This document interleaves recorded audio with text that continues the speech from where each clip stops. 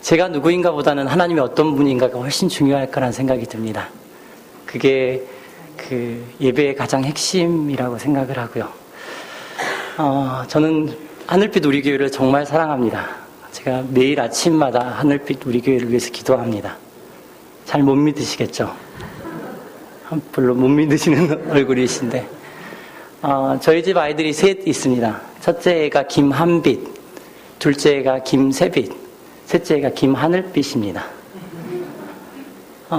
그래서 목사님이 교회 이름을 지으실 때 저한테 와가지고 제가 목사님 그 하늘빛 우리 교회라고 써도 괜찮냐고 로열티 관계를 물으시던 기억이 나는데 괜찮다고 말씀을 드렸고, 그 이후로는 계속 기도하고 있습니다. 기도하는 분들을 함께 뵙는 것은 저한테 되게 큰 은혜라는 생각이 듭니다. 오늘 이 저녁이 정말 한 사람 한 사람에게 하나님의 말씀이 전달되어지는 귀한 시간이 되셨으면 좋겠습니다. 말씀을 준비하면서 되게 특별한 경험을 했습니다. 어떤 경험을 했냐면은, 보통은 외부의 집회를 나갈 때는 그동안 잘했던 말씀을 하나를 가지고 나가는 게 그 목사들 세계에서는 그 보통의 예의입니다. 그런데 하나님 앞에서 제가 기도하기 시작했습니다. 하나님, 제가 하늘빛 우리 교회를 정말 사랑하고, 그리고 그 하늘빛 우리 교회에서 주의 말씀을 전달해야 되는데 하나님 어떤 말씀을 들려주기를 원하십니까? 라고 기도하고 있었을 때 하나님이 주신 말씀이 이 말씀입니다. 하나님, 제가 왜 이 말씀을 전달해야 되지요? 라고 다시 하나님을 비워주었습니다. 그때 이곳에 정말 하나님이 앞에서 쉬고 싶다라고 하는 사람이 있을 거라고 말씀해 주셨습니다.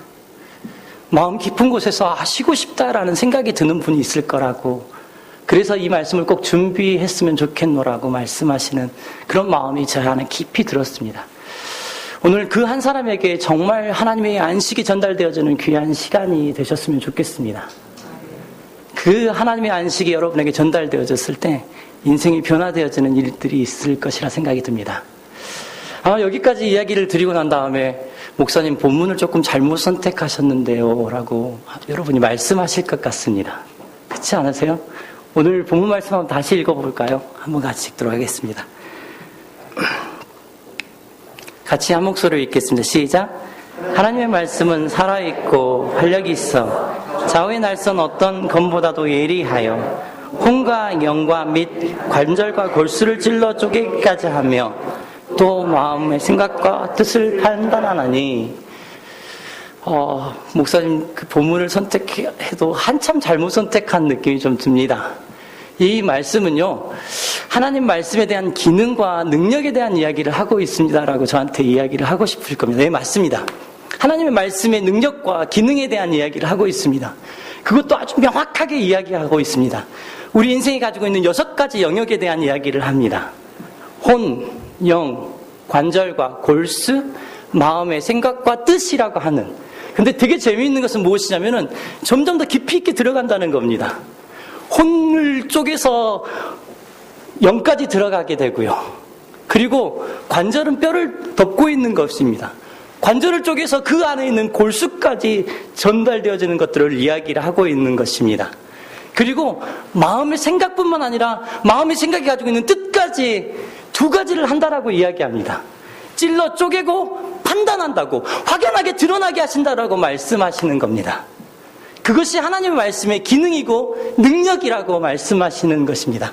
저는 이 저녁이 그런 일들이 여러분의 한 사람 한 사람 가운데 일어나는 저녁이 되기를 예수님의 이름으로 부탁드립니다. 하나님의 말씀은 살았고 운동력이 있습니다. 그래서 좌우의 날쌘 검과 같다라고 이야기합니다.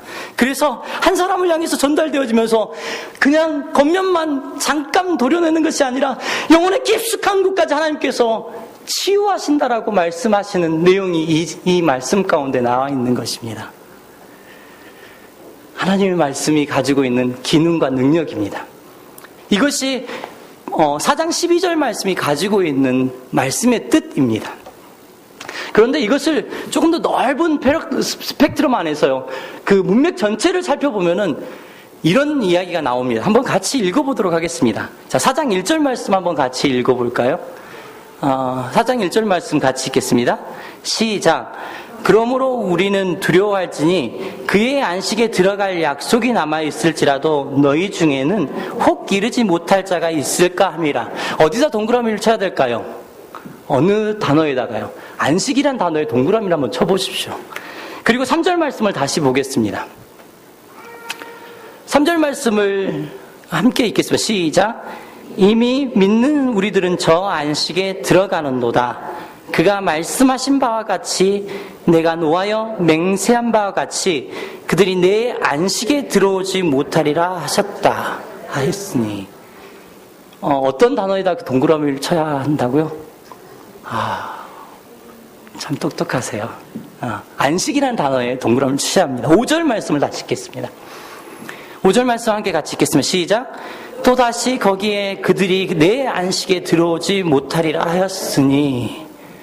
무슨 단어요? 안식이라는 단어요. 8절 말씀을 다시 읽겠습니다. 8절부터 11절까지는 쭉 읽도록 하겠습니다. 같이 읽겠습니다. 시작. 만일 여호수아가 그들에게 안식을 주었더라면 그 후에 다른 날을 말씀하지 아니하셨으니라. 그런 식 안식할 때가 하나님 백성에게 남아있도다. 이미 그의 안식에 들어간 자는 하나님이 자기의 일을 쉬심과 같이 그도 자기의 일을 쉬느니라. 그러므로 우리가 저 안식에 들어가기를 힘쓸지니 이는 누구든지 저 순종하지 아니하는 자의 본에 빠지지 않게 하려 함이라. 히브리서 4장 12절을 덮고 있는 말씀입니다. 덮고 있는 말씀이 무엇을 이야기하냐면 안식에 대한 이야기를 하고 있는 것입니다. 그러면 4장 12절은 무엇을 이야기하냐면 너희들이 진짜 안식하기를 원해? 안식은 그냥 누워있는 게 아니야. 그리고 일로부터 떠나는 게 안식이 아니야. 진짜 안식을 원해? 하나님의 말씀이 영혼들에게 정확하게 전달되어져서 찔러 쪽에서 발견되고 발각되어지는 일이 일어날 때 그때만이 진정한 안식이 일어난다라고 이야기하시는 것입니다. 그것이 영혼과 육체와 우리의 삶 전역에서 일어나는 일이라고 하나님께서 말씀하시는 것입니다. 저는 하늘빛 우리 교회가 하나님의 말씀의 영역 안에 그렇게 들어오는 교회가 되시기를 예수님의 이름으로 축복합니다. 오늘도 하나님은 말씀하십니다. 그냥 너희들이 안식하는 거, 일로부터 그냥 떠났을 때 안식이 이루어지지 않는다라고 이야기합니다. 너희들이 평안히 누웠을 때 그때 안식이 일어나는 게 아니라는 겁니다. 우리 인생에 하나님과 온전한 접촉이 일어나고 하나님의 말씀이 우리의 인생 가운데 와서 우리의 인생을 파괴시킬 때, 우리의 인생을 모든 것을 드러나게 할 때, 우리의 인생이 완전히 그 앞에 발각되어질 때 우리 안에 진정한 안식이 있다는 것을 성경이 이야기하는 것입니다. 아멘.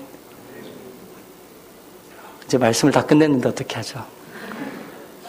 저는 하늘빛 우리의 교회가 진짜 하나님의 안식 안에 거할 수 있는 일들이 있기를 예수님의 이름으로 축복합니다. 그러고 나면 저한테 물어보실 거 아닙니까? 아마 이렇게 물어보실 거라는 생각이 듭니다. 그러면 김태양 목사 당신은 어떻게 그 안식을 누리고 있는데? 라고 물어보실 것 같습니다. 내가 여러 목사들의 이야기를 듣지만 그래, 그거 나도 알아. 그거 진짜 아는데 그게 잘 안 돼. 그래서 당신은 그걸 어떻게 누리고 있는데? 라고 물어볼 거라는 생각이 듭니다. 그렇지 않으세요? 그래서 그래, 그러면 내가 어떻게 안식을 누렸지라고 생각한 것입니다. 목사들은 염려할까요? 염려하지 않을까요? 너무 쉬운 질문을 드렸나요? 전도사님들은 염려하실까요? 안 하실까요? 집사님들은 염려하실까요? 안 하실까요? 이거 언제까지 하나 보자. 목사들은 염려할까요? 안 할까요? 제가 아버님이 저희 아버님 목사님이시거든요. 35년 동안 개척교회를 한 목사님이시거든요. 제가 늘 아는 것은 목사가 염려하는구나. 나 저거 정말 싫은데. 그런데 제가 목사가 되고 나니까 저도 여전히 염려하고 있더라고요. 근데 제가 정말 큰 염려가 제 마음속에 찾아올 때가 있었습니다. 2010년 12월 달이요. 분당우리 교회를 떠나야 할 때가 된 것입니다. 큰 우상과 같은 것이 제 인생 가운데 벗겨지는 느낌이 들었습니다. 하나님, 제가 어떻게 해야 되지요? 라고 묻고 있던 때를 보낸 거였습니다. 그때 하나님 앞에 머물러서 서 있었습니다. 하나님, 제가 어떻게 해야 되지요? 라고요. 그때 어느 날 하나님 앞에 머물러서 하나님 말씀과 기도하는 일에 전심전력을 하고 있었던 때였습니다. 그때 하나님이 저한테 이렇게 질문하신 것 같았습니다. 김태양, 너 혹시 내가 인생에게 첫 번째 했던 설교를 기억하니? 라고 물으시는 것 같았습니다.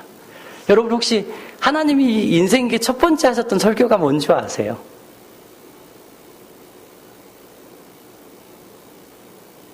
저는 이렇게 침묵을 되게 즐깁니다.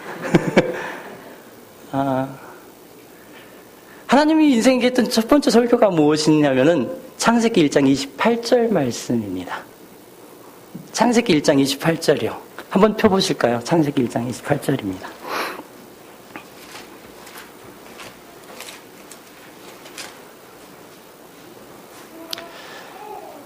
하나님이 인생을 만드십니다. 그리고 인생을 향해서 이렇게 말씀하십니다. 뭐라고 말씀하시냐면 28절 제가 읽도록 하겠습니다. 하나님이 그들에게 복을 주시며 하나님이 그들에게 이르시되 생육하고 번성하여 땅에 충만하라. 땅을 정복하라. 바다의 물고기와 하늘의 새와 땅에 움직이는 모든 생물을 다스리라 하시니라. 이게 인생에게 주신 첫 번째 설교입니다. 왜냐하면 하나님께서 인생을 만드시고 난 다음에 그들에게 첫 번째 했던 이야기가 이 이야기이기 때문입니다. 어떤 의미를 갖는지 아세요? 이런 이야기입니다. 야, 나는 있잖아, 인생을 만들고 인생들이 하나님의 형상으로 살면서 하나님의 형상을 이 땅에 가장 넘쳐나게 하는 게 내 꿈이야 라고 말씀하시는 겁니다. 난 그러기 위해서 인생을 만들었어 라고 이야기하시는 게 1장 28절에 나와 있는 겁니다. 여러분을 통해서 하나님이 원하시는 것은 여러분이 걸어다니는데 사람들이 와, 하나님이 이 땅을 걸어다니는 것 같아.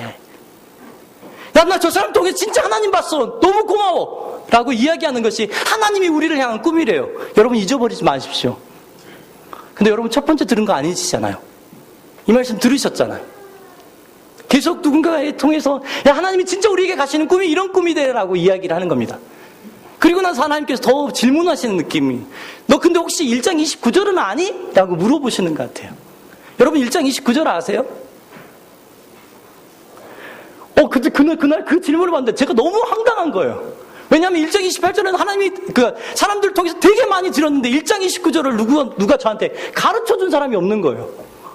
그래서 찾아봤어요. 1장 29절 말씀 뭔지. 자, 한번 볼게요. 1장 29절 말씀. 하나님이 이르시되 내가 온 지면에 씨 맺는 모든 채소와 씨 가진 열매 맺는 모든 나무를 너희에게 주노니 너희의 먹을거리가 되리라. 뭐가 된다고요?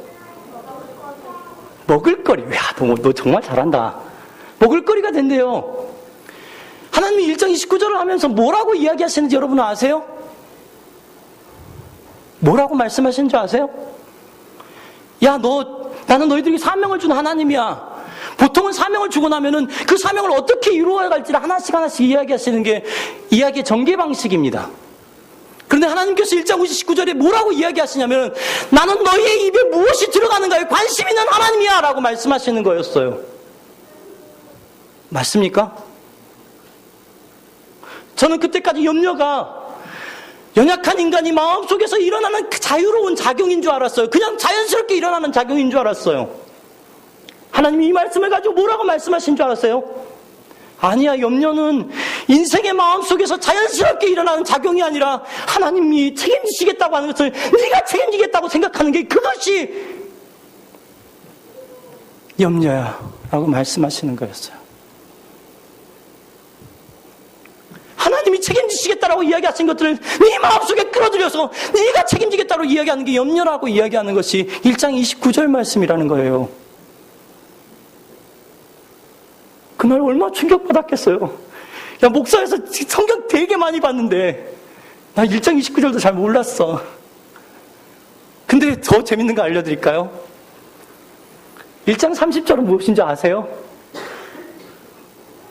1장 30절이요. 1장 30절을 한번 같이 읽었으면 좋겠습니다. 같이 읽겠습니다. 자, 준비 시작. 하늘에 세워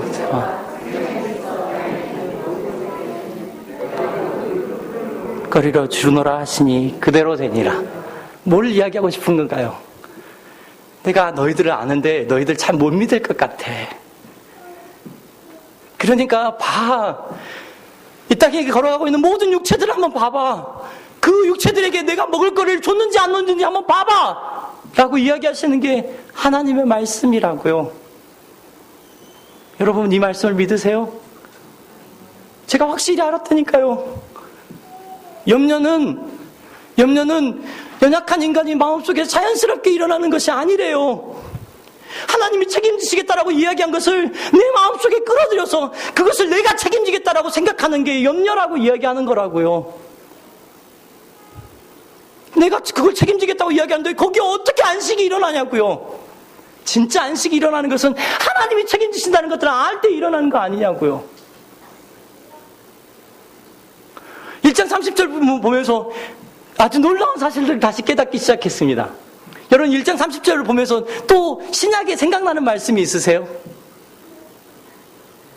예수님이 첫 번째 설교하셨던 게 뭔데요? 그게 산상수훈이라는 거예요. 산상수훈의 핵심을 아세요? 산상수훈의 핵심은 이런 겁니다. 하나님께서 제자들을 앞으로 모으시는 거예요.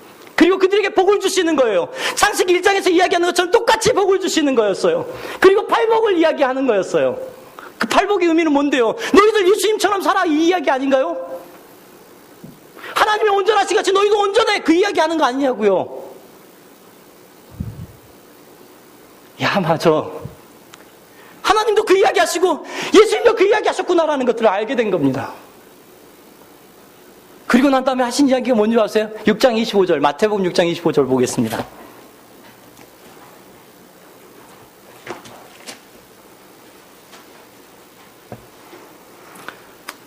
(33절까지) 길게 읽을 겁니다. 저는 말씀보다 더 중요한 설교는 없다고 생각합니다. 한 절 한 절 마음으로 읽어가십시오. 하나님의 말씀이 내 안에 임재하기를 소망하는 마음으로 읽으셨으면 좋겠습니다. 같이 읽어가겠습니다. 25절부터 읽겠습니다. 시작. 공중의 새를 보라. 심지도 않고 거두지도 않고 창고에 모아들이지도 아니하되 너희 하늘 아버지께서 기르시나니 너희는 이것들보다 귀하지 아니하냐. 너희 중에 누가 염려함으로 그 키를 한 자라도 더할 수 있겠느냐. 또 너희가 어찌 의복을 위하여 염려하느냐. 들의 백합화가 어떻게 자라나는가를 생각하여 보라. 수고도 아니하고 길쌈도 아니하느니라. 그러나 내가 너희에게 말하노니 솔로몬의 모든 영광으로도 입은 것이 이 꽃 하나만 같이 못하느니라. 오늘 있다가 내일 아궁이에 던지는 들풀도 하나님이 이렇게 입히시거는 하물며, 여기는 강조해서 읽어야 됩니다. 같이 읽겠습니다. 너희일까 보냐 믿음이 작은 자들아. 그러므로 염려하여 이르기를 무엇을 먹을까 무엇을 마실까 무엇을 입을까 하지 말라. 이는 다 이방인들이 구하는 것이라. 너희 하늘 아버지께서 이 모든 것이 너희에게 있어야 할 줄을 아시느니라. 그런즉 너희는 먼저 그의 나라와 그의 의를 구하라. 그리하면 이 모든 것을 너에게 더하시리라. 아멘이십니까? 아멘이요. 제가 더 놀라운 것은 6,000년 역사를 통해서 하나님의 마음이 한 번도 바뀌신 적이 없다라는 겁니다. 인생을 만드시고 난 다음에 한 번도 변함없이 나는 너희들의 입술에 뭐가 들어가는지에 대한 관심을 가진 하나님이라고 이야기하는 겁니다. 내일 아침부터 실험해 보세요. 입에다 밥을 넣으시면서 하나님 제게 이렇게 먹는 것에 대해 관심 있으세요? 그러면 뭐라고 하실까요? 관심 있다라고 말씀하실 거예요. 제가 그래도 그 말씀을 받고 난 후에 잘 지켜나가고 있는 느낌이 들어요. 때로는 조급하고 때로는 염려되어지고 막 내 마음 뜻대로 움직이고 싶을 때가 있습니다. 그런데 그때가 될 때마다 하나님 앞에 다시 고민합니다. 하나님, 내 염려를 가지고 하나님이 원하시는 뜻을 향해서 움직이지 않도록 해달라고 기도하는 것입니다. 오늘 하늘빛 우리 교회를 향해서 하나님 뭘 도전하실까요? 이런 걸 도전하시지 않으실까요? 진짜 말씀이 너희 마음속에 있어? 그 말씀이 너희를 인도하는데 여전히 저한테도 동일하게 물어보시는 거예요. 그 말씀이 너의 마음속에 있어? 그 말씀이 너를 인도하는데? 라고 물어보시는 거라고요. 목사가 늘 쉬운 게 아니더라고요. 얼마 전에 오후에 시간을 보내고 있었습니다. 오후에 시간을 보내고 있는데 어딘가로부터 전화가 왔습니다. 뜨르릉 무슨 전화인가 봤습니다. 딱 전화를 했더니 CBS의 새롭게 하소서라는 프로에서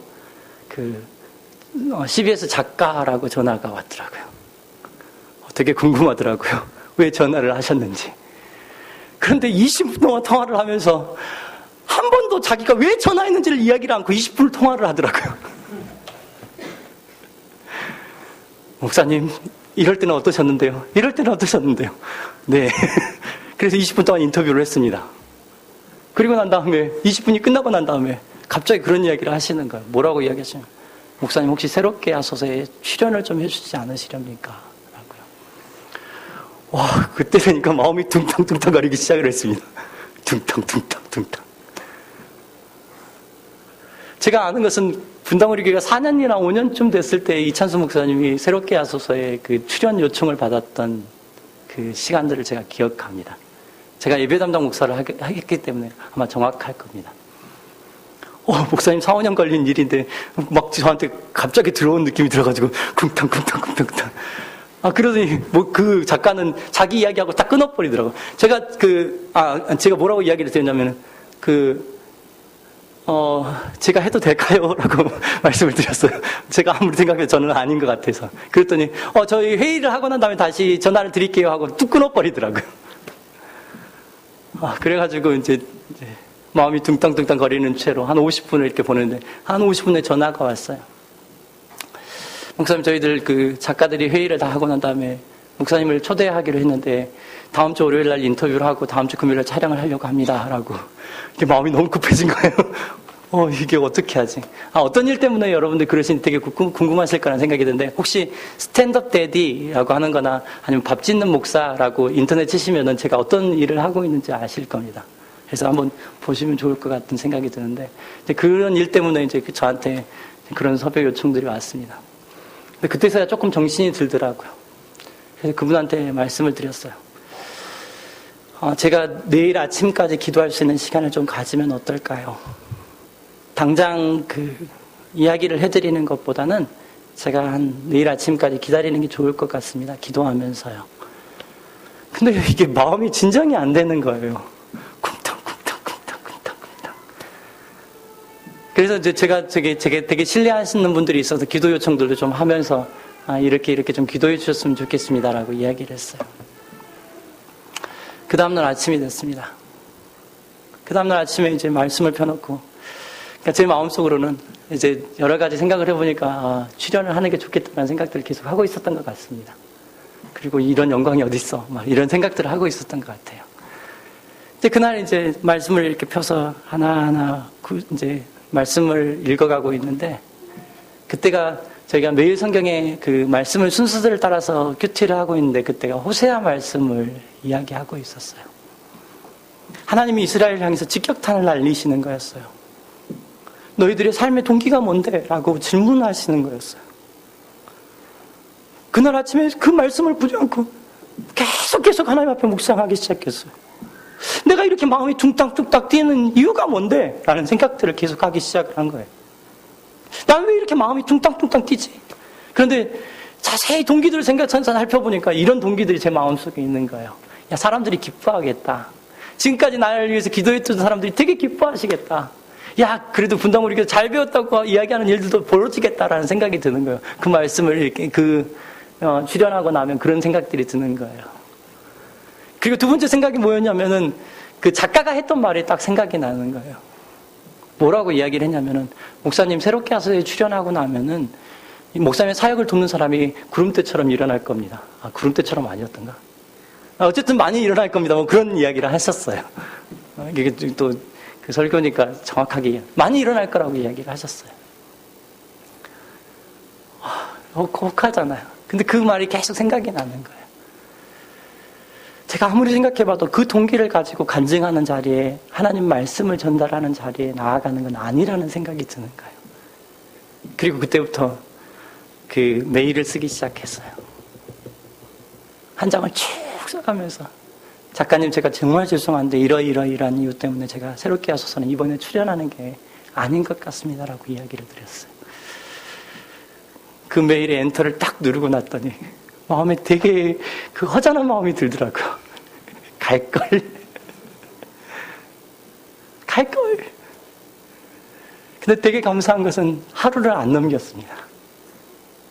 몇 시간 막 고민하는데 하나님이 저에게 올바른 동기를 가지고 그것을 결정해 놓으라고 하나님 말씀하신다는 것을 알게 됐습니다. 여전히 하나님은 우리 인생 가운데 말씀하세요. 하나님 말씀이 살았고 운동력이 있대요. 그리고 진정한 휴식을 누리기를 원한다면 그 살았고 있는 운동력 있는 말씀이 우리 인생 가운데 다가와서 우리의 인생을 변화시키는 것을 경험하는 거라고 이야기해 주는 거예요. 몸의 연약함부터 시작해서 영혼의 연약함, 그리고 우리의 마음에 잘못된 동기들을 가지고 나아가는 것들이 하나님 앞에 발각되어지는 일이 있을 때, 드러날 때가 있을 때 그것이 하나님이 주시는 온전한 안식이라고 이야기하는 거예요. 그것이 히브리서 4장 16절의 모습에 보면은 우리가 담대히 주의 보좌 앞으로 나아가는 거예요. 주의 보좌 앞으로 나아가서 때를 따라 돕는 은혜를 얻는 것이라고 이야기하고 있는 것이에요. 저는 압니다. 제가 하늘빛 우리 교회를 향해서 어떤 말씀이 선포되어지고 있는지 제가 압니다. 사랑하는 성도 여러분, 저는 이번 여름이 깊이 있게 하나님의 그 진정한 휴식을 누리는 여름이 되시기를 소망합니다. 어떤 방식을 통해서라도 여러분들이 그 쉬고 싶다라고 생각하는 그곳에 하나님의 말씀이 임하는 일들이 있기를 예수님의 이름으로 부탁드립니다. 그래서 하나님, 이 여름에 하나님이 나의 깊고 깊은 곳을 하나님께 도려내고 수술하시고 새롭게 하셨노라고 고백하는 일들이 여러분에게 있기를 예수님의 이름으로 축복합니다. 기도하겠습니다.